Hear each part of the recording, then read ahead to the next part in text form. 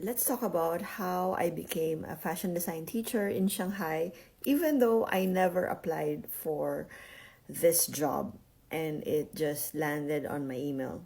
Since I've been talking about how I ended up in Paris, I wanted to share a little bit my story on how I ended up in Shanghai, which happened like a few years. I went there 2008. I came back from Paris. The first time I went to Paris 2004. So this is 4 years after I first studied in Paris. Okay, this is just only for this video. It's not gonna be like a series like Manifesting Paris.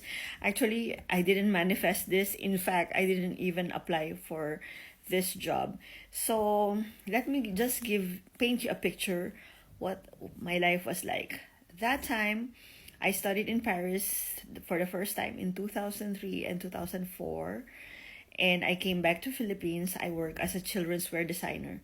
I went from different brands of children's wear, and one of these brands that I worked for fired me in like after a month or something.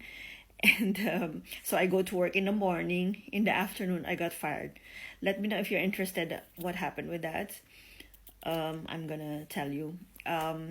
So after I got fired from that job, I decided to focus on my mini sideline business, which is selling things that I designed. So basically, I would hire some sewers or tailors, and they would make my designs and we would sell them.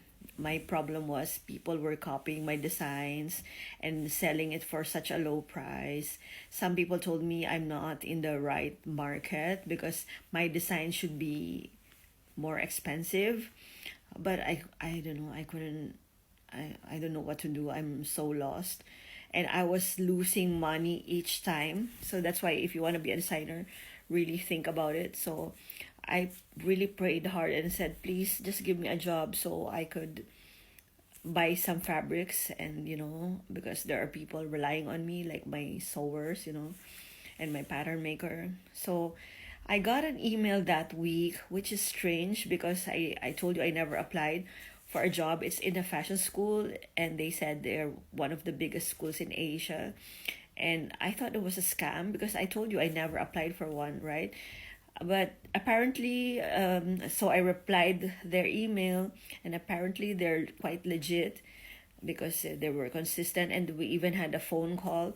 So I said, where would I be based? And they told me Shanghai.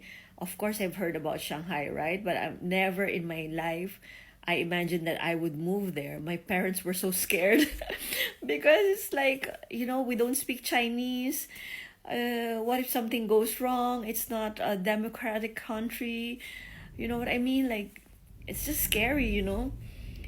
And then I was also scared, but I remember the woman on the phone said, "But what about your future?" I said, "Yeah, what about it? Don't you want to do something for your future? Working in Shanghai would be a boost in your resume. I'm like, "Yeah, but I've never been a teacher before. And she said, "Our teachers are industry experts. They're not academic base or something, like you have to train to become a teacher, but theirs is more like sharing your experience in the industry, because the job is to be a fashion design lecturer, a fashion design teacher." So I said, okay, let me try. So long story short, I got the job and I landed in Shanghai. I met my colleagues. They all reassured me that it's gonna be fine. It was just so weird when I got to the school.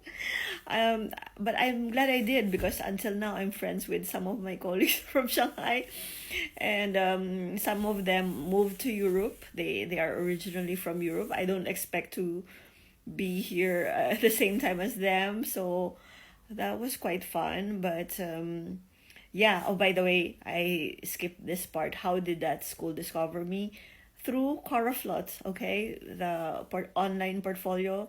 I guess they type fashion designer, blah blah, and they saw my portfolio. and me, I studied in Paris that time. So even though it's just a 1 year training, I got the opportunity, and yeah.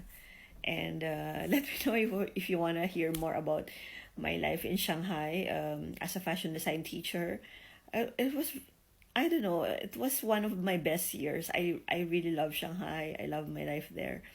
So anyway, that's all for now. Au revoir.